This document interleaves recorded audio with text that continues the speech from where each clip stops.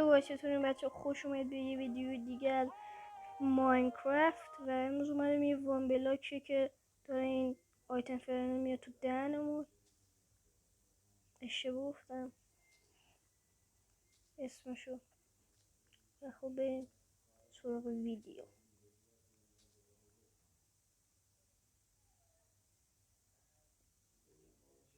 اینجوری میکنیم. یا وای پس چی شد؟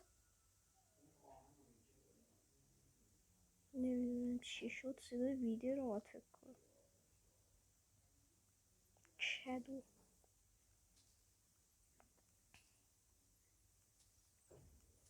اوه. خب بچه من یه ذره اینجا رو خاک بزرگ کنم. یا دیرت با دیرت.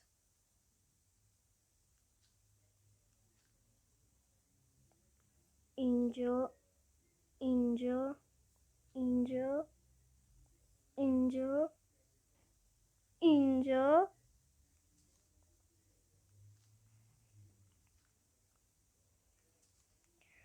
خب چوب میکنیم نندازیم بیرون بگردیم. خب درد خوبه تو وان بلاک. خیلی هم.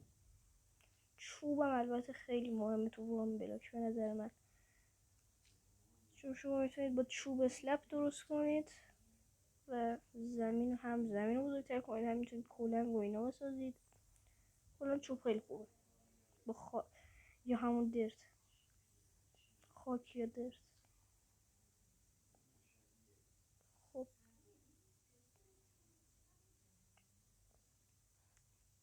فکر کنم نه درست. خب بریم بکنیم.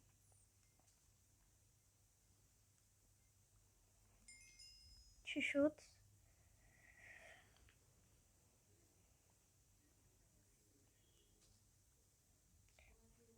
چوب الان داره خیلی کم میده به نظر من.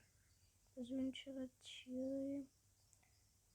کلا چوب 4 تا دونه داد، اونم رنگ‌های مختلف.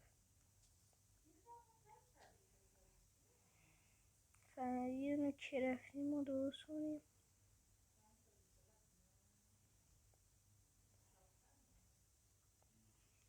خب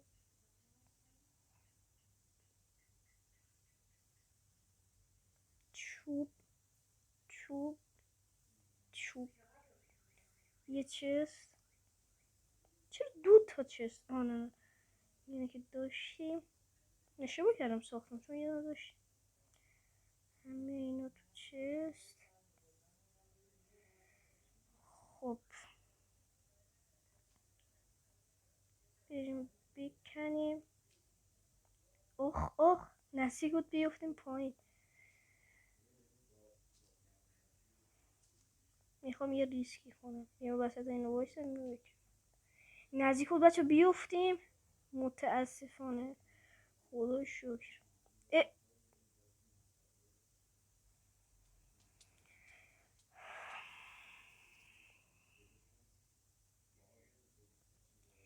جدی الان من واسه اینجا رو کندم واقعا. الان من موندم اسکولی چیزی هم با خودم واقعا.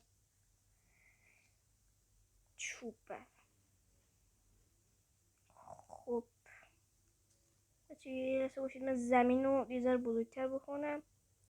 خب بچه من یه ذره زمین رو بزرگتر کردم.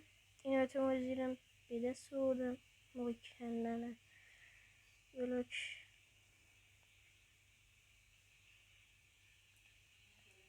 بعد اینجا دیگه دیرتام تموم شد دیگه، نتونستم اینجا برم بزرگتر بکنم. بریم بکنیم.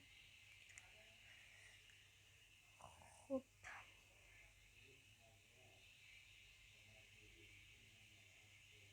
بومبیل الان من ببینم بلاک بومبیل چه در من میخوره.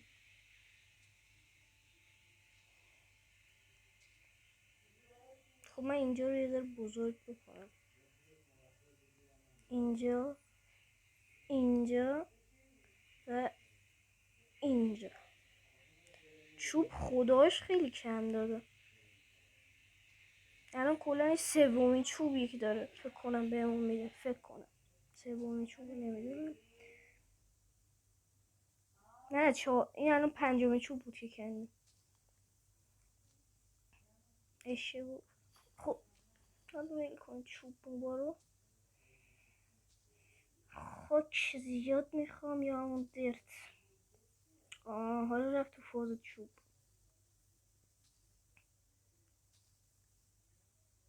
خوب حالا چوب زیاد بده بهتره، چون میتونیم باش اسلپ درست کنیم، زمین رو بزرگتر کنیم، یا مثلا کلنگ و پیککس و اینا بسازیم. خب اینا رو بذاریم توی چست به جز درت ها. خب این از این بازی لگه. این از این، این از این، این از این. اینجا رو اینجا رو بزرگتر کردیم. اینجا، اینجا، اینجا، اینجا، اینجا، اینجا، اینجا. خب بچه امیدوارم از این ویدیو خوشتون اومده باشه. لایک و ساب فراموش نشه. تا ویدیوهای بعد، خدا نگهدار.